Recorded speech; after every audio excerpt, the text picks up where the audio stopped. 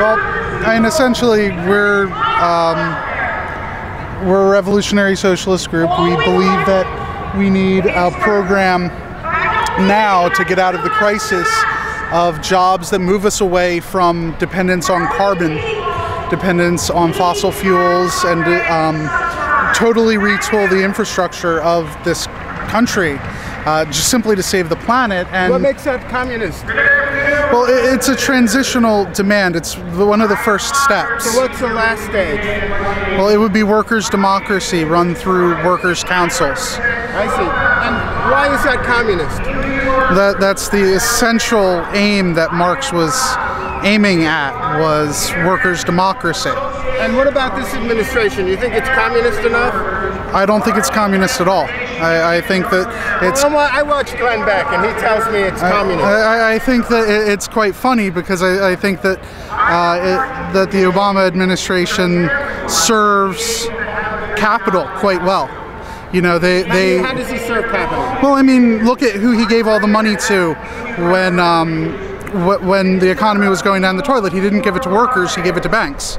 He gave it to businesses. Now, how's your movement going? What's happened to communism? It's taken kind of a hit lately. Well, I mean, the fall of the Soviet Union, which we consider to have been a degenerate workers' state, that workers' democracy did not exist there after the early 1920s, really did devastate the world movement for socialism, but that we believe that it's possible to create a new Fifth International that will fight for socialist revolution. Now, how did you become a communist? Did they teach you that in public school? No, actually it was after I graduated from college and had spent almost a year finding a job, and then it didn't pay enough, and then finding out about the torture that the country was engaged in Iraq, that changed my mind. So it was Iraq? It was torture in Iraq? Why would that make you a communist? Well, it made me realize that there was something fundamentally wrong with the system, with the country we were living in. Well, I mean, Pol Pot, who was supposedly a communist, used torture, and the gulags used torture. Yes, why can't America use torture? We're Trotskyists. We don't support Pol Pot. We don't support Stalin. We don't support any of the people who have besmirched the name of Marxism with murder and torture. So the political power at this stage needs to go from a handful of people who own the means of production to the people themselves, to the producers of the wealth. And that's the change that's needed. What modern is the democracy that will actually enable the people to be decision makers. We have an educated populace. We have the possibility for everyone to participate in deciding. All of us together could govern way better than any government we've had, but we're blocked from power. So that's the fight that we're waging. Now, how is that different than what Obama wants to do? Obama represents the capitalists and the imperialists. That's clear in Afghanistan, in the United States. The raids by the FBI against activists, all the anti-Muslim hysteria that's been whipped up, this whole notion that you're un-American if you stand for dissent, that's what Obama just put forward. So he doesn't have a choice in the matter. He personally, I can't tell you what he thinks, but as a representative of the state, he's forced to put forward a view that serves those interests, and though not our interests as a people. Now, how did you become a communist? Through a lot of participation and struggle. So I was here in 1963 at the March on Washington and have been active ever since then, and developed over a period of time to support communism, looked into it and studied it. Now, if someone wanted to become a communist, what should they read? You don't become a communist by reading. You become a communist but through work, together with others. And of course, in the course of that, various things are read in order to, as a guide to action.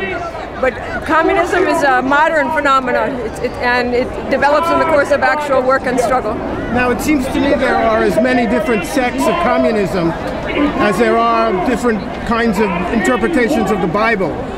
Which one are you?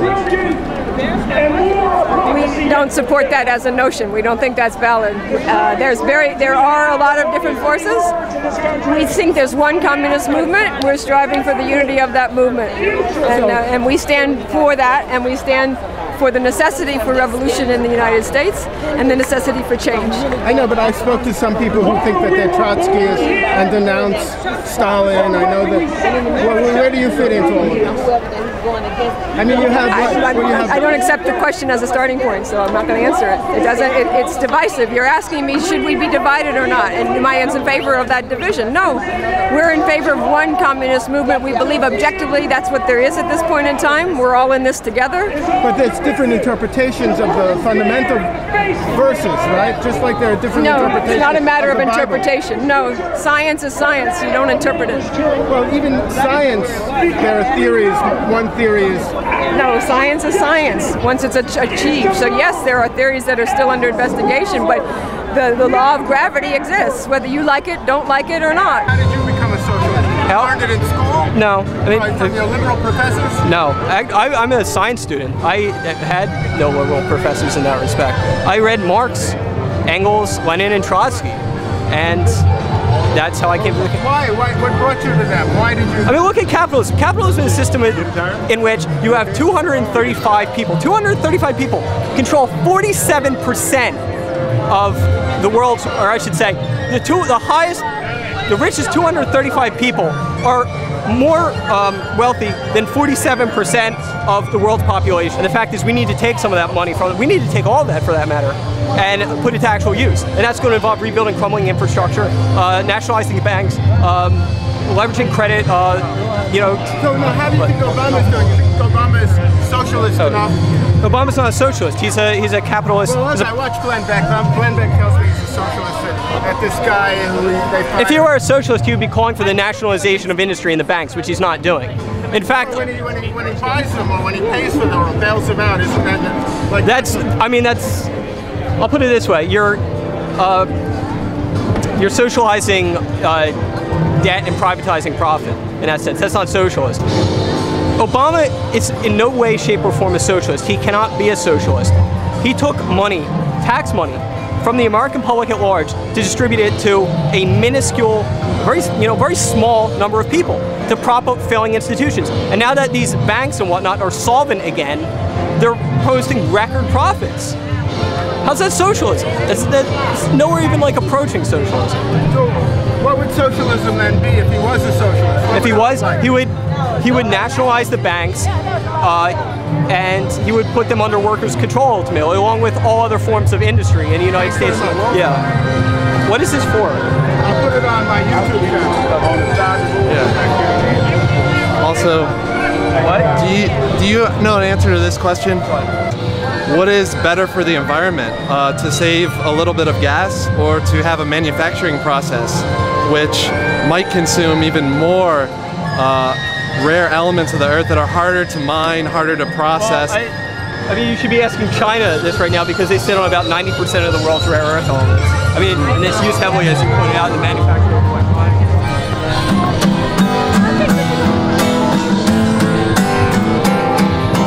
Yo, Xavier, get your heart back.